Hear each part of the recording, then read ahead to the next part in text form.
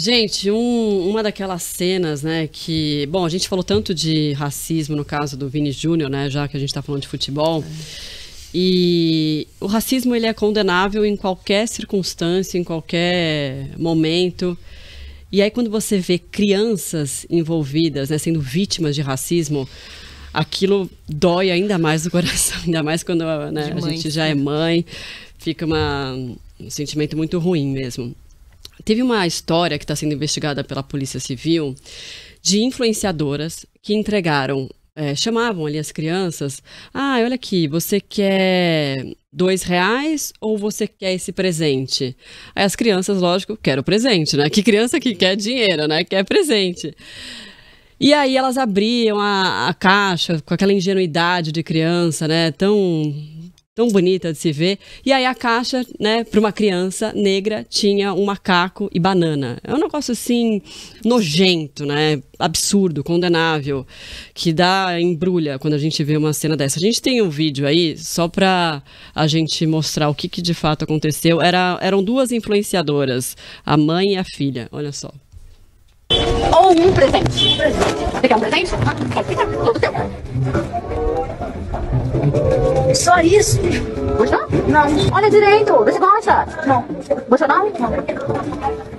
Então você escolheu. Oi? E você prefere R$2 ou esse presentão aqui? Presente. Presente? Toma, é seu. Pode abrir. Tá.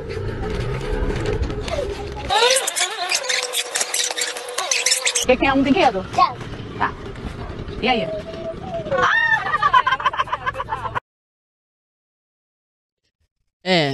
É o chamado racismo recreativo, né? Quando você comete o ato de racismo rindo, tirando piada da cara das pessoas. É muito triste, ainda mais envolvendo criança, né?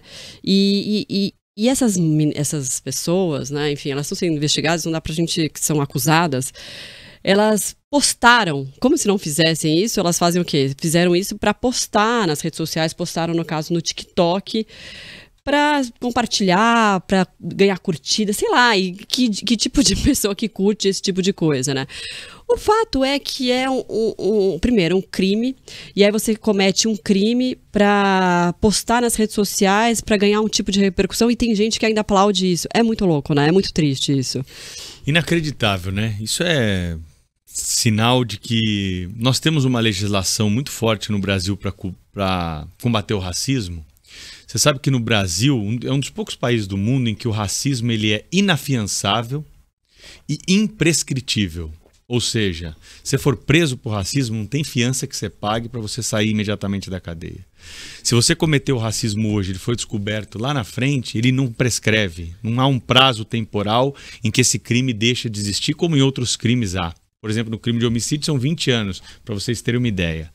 Então o Brasil tem uma legislação. O Brasil tem. A Espanha, por exemplo, não tem uma legislação. Tanto que o caso do Vinícius Júnior, que a Marcela lembrou no início da nossa conversa aqui, eles têm que rebolar lá para conseguir, além do preconceito que há para você tocar esse assunto para frente. Nossa, é absurdo. Agora, é repugnante você ver uma cena como essa, né, de pessoas brincando com esse tipo de coisa e com criança, o que é mais grave ainda. Se fosse com adulto já seria grave. Agora, com criança, se existe uma pena, ela tinha que ser triplicada, né? Porque a criança é um ser indefeso. As crianças ali possivelmente não estão entendendo o que está acontecendo, né? Vocês sabem que, nossa, me dá até embrulho esse assunto. A primeira vez que eu presenciei um caso de racismo, eu estudava numa escola, fui lá, acho que na primeira série, se eu não me engano, eu era pequenininha. E a minha escola, ela fazia um trabalho social que ela aceitava, trazia para dentro os alunos de todos os funcionários, desde os professores até os filhos das funcionárias da limpeza, das bibliotecárias, enfim. Entrou na minha sala o filho de uma funcionária da limpeza, ele era negro, era o único menino negro na sala. No momento que ele entrou na sala, ele começou crianças de 6 anos, tá? Eu tô falando. Ele começou a sofrer preconceito, racismo absurdo dos meus coleguinhas ali da sala de crianças. Ou seja, já vem da família, né? Já vem da estrutura familiar isso. E eu vi nos olhos daquele menino uma tristeza. E foi a primeira vez que eu percebi que esse mundo tá completamente de ponta cabeça e que isso existe de verdade. A gente fala que é velado, eu não entendia muito bem, eu era criança, mas a tristeza que ele tinha dentro dele Porque ele também não entendia o que estava acontecendo exatamente, né? Ele só Por que que eu tô... Só estavam xingando assim, o cabelo dele, xingando a cor dele. E as crianças aprenderam em algum lugar. Então, vai da estrutura familiar. E a gente viu isso lá na Espanha também. Que as crianças também, no jogo de futebol, estavam imitando seus pais e xingando o Vini Júnior. Então, assim, a solução desse problema...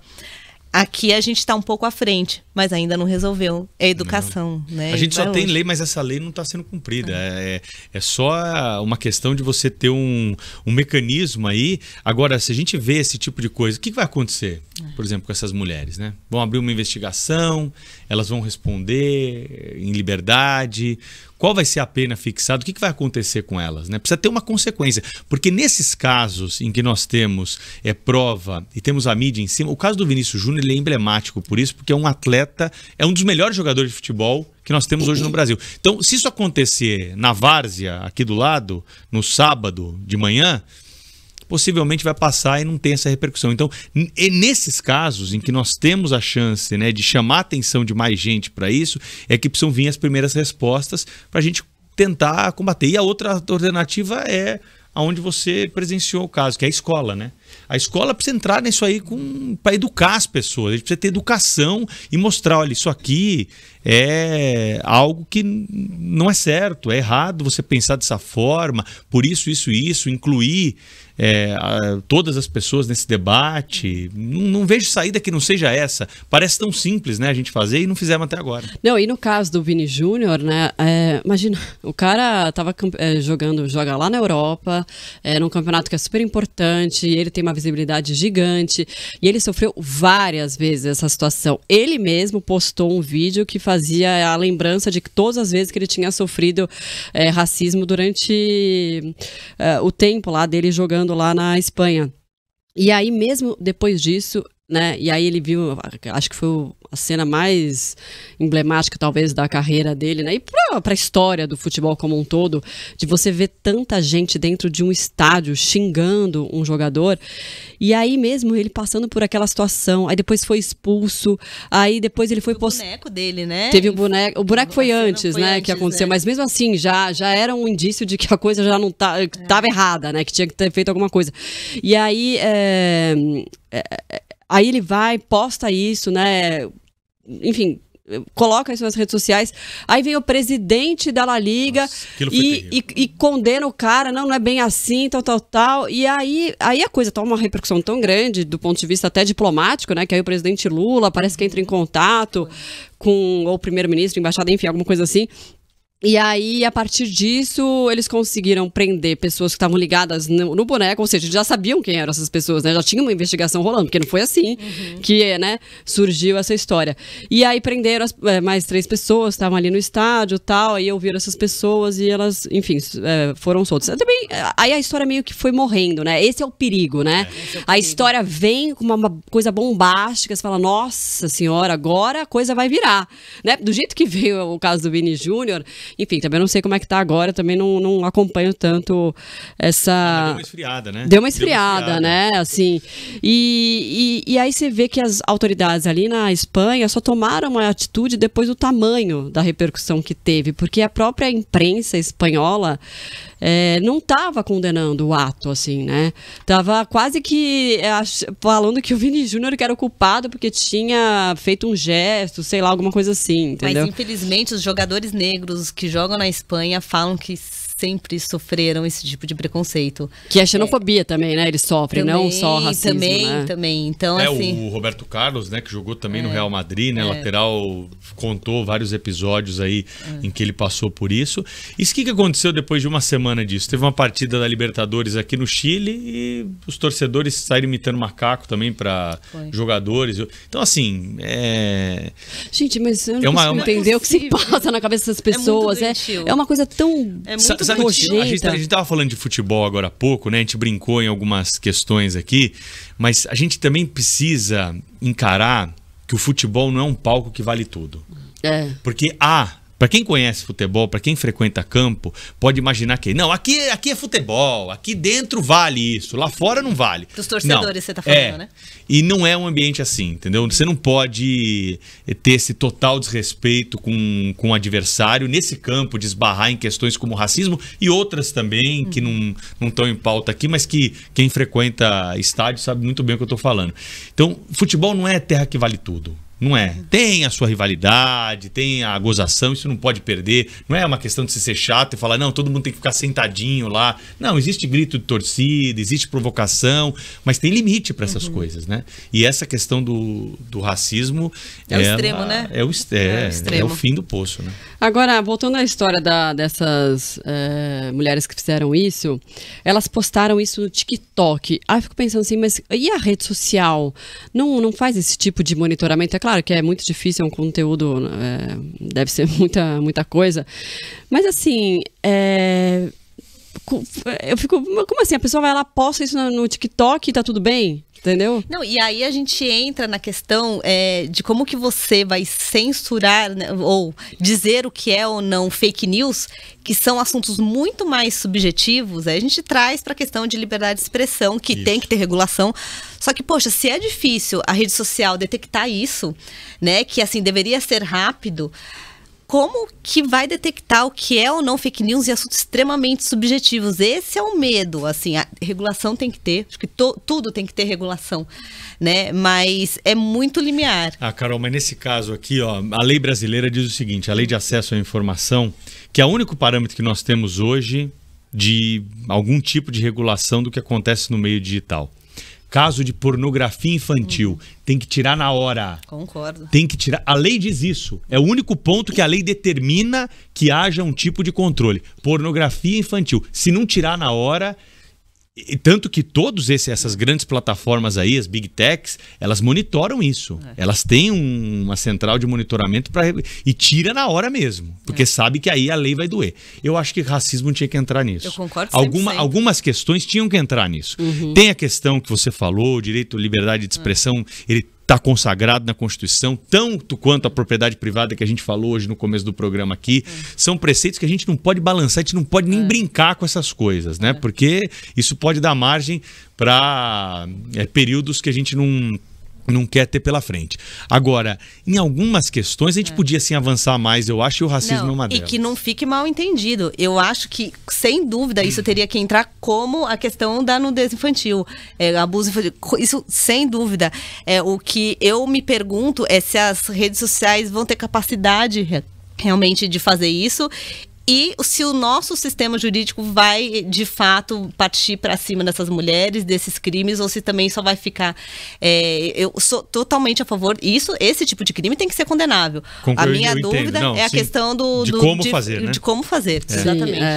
Não, e o que chama atenção também, né, além do monitoramento das plataformas e tal, são as pessoas mesmo, né? Elas cometerem um crime, acharem que aquilo não só na cabeça delas é normal, como pode ser engraçado e que pode ser legal ela postar na rede social. Olha a loucura que é isso, né? É uma falta de... Mas o cérebro humano tem espaço para cada loucura e entra nisso. E algumas pessoas que têm essa loucura ficam famosas. E nesse meio digital acaba tendo um escudo, né? Que não é a convivência no espaço físico, né? Você às vezes está no anonimato. Então aí você que pensa dessa forma, você se sente de alguma forma estimulado a propagar, né, a disseminar isso com esse escudo de você, não, eu tô aqui na minha casa, eu tô protegido. No bar, possivelmente, ele não falaria o que ele escreve numa mensagem na rede social, exatamente, né? Acredito que tem muito disso também. E é um desafio, isso é um desafio pra gente enfrentar, não tem como. Por isso que tem que ser fácil de rastrear as pessoas, né? Eu acho que é onde você entra na regulação. Você tem que ser possível rastrear tanto as pessoas e também ter uma forma de contato com aquela empresa de rede social aqui dentro do Brasil. Ela tem que respeitar a jurisdição brasileira. Nós falando agora de aposta aqui, eu vou sair daqui a pouco. Aqui no meu celular vai ter um monte de betting aí, fazendo propaganda. Como é que não consegue chegar nesse povo todo, exatamente, não é? Verdade. Você fala, os caras sabem tudo aqui. Outro dia eu tava falando com a minha mulher sobre uma cadeira, não sei o que, começou a aparecer um monte de Outro dia eu mensagem pensei, de cadeira. Eu pensei eu tenho medo disso, dessas coisas, muito. Eu juro que o negócio apareceu, eu não sei o que aconteceu, mas já estão abusando dos meus pensamentos aqui. E como que não chega nisso, né? Não, é impressionante. Mas o que era? Porque agora eu fiquei curioso. Também era o produto, assim, sabe? Tipo, eu devo ter Tipo, pensado, preciso comprar amaciante. Ai, aparece amaciante. Mas Não, só de juro. pensar? Eu não sei o que aconteceu. Ele deve... Foi coincidência. Provavelmente eu devo ter visto no Instagram alguma coisa assim. Mas eu falei, gente, eu só pensei, eu juro que eu não falei nada, mas sei lá. Juro, eu tenho medo. Não, mas às vezes, né, quando você entra numa loja online e você clica numa brusinha... Aquela loja já era. Ela vai aparecer pra você insistentemente. Aquilo é assustador, assim. E é muito louco, porque às vezes você entra você tá no Instagram, aí aparece aquelas propagandas aleatórias que às vezes aparece com alguma marca, você curte, ou enfim, você só abre o linkzinho, aí você entra no computador, que tipo, na minha cabeça, ignorante, não tem nada a ver, mas ele começa a aparecer naqueles popzinhos lá de um site X, de um site de notícia, entendeu? Não, e usando essa tecnologia, eles não poderiam rastrear quem assiste esse tipo de vídeo, quem curte, para ver que curte filmes similares ou vídeos similares, porque a similaridade eles conseguem fazer também. Pra ir também atrás das pessoas que assistem e curtem. Não só quem comete o crime de fato, que faz o vídeo ali, essas mulheres que a gente tá falando. E quem tá curtindo aquele vídeo, né? E que outros tipos de vídeo. Então, assim, a tecnologia consegue chegar nisso. Acho que a inteligência artificial é um bom pro mal e pro bem, já né? entrou na minha cabeça, imagina se vai. Não, vocês viram que um dos criadores falou, acho que ontem ou hoje, a inteligência artificial pode ser o fim da humanidade, um negócio pesadíssimo. Eu li isso ontem também no UOL, né? Fiquei preocupado. Eu achei pesadíssimo, assim, porque ao mesmo tempo... super animada. Não, então, ao mesmo tempo que é algo extremamente positivo, pode ser fatal, né? Enfim, os caras criaram e estão pulando fora, né? Tem um deles lá que foi, acho que o principal que saiu da... É que é uma capacidade de inteligência disso que é surreal.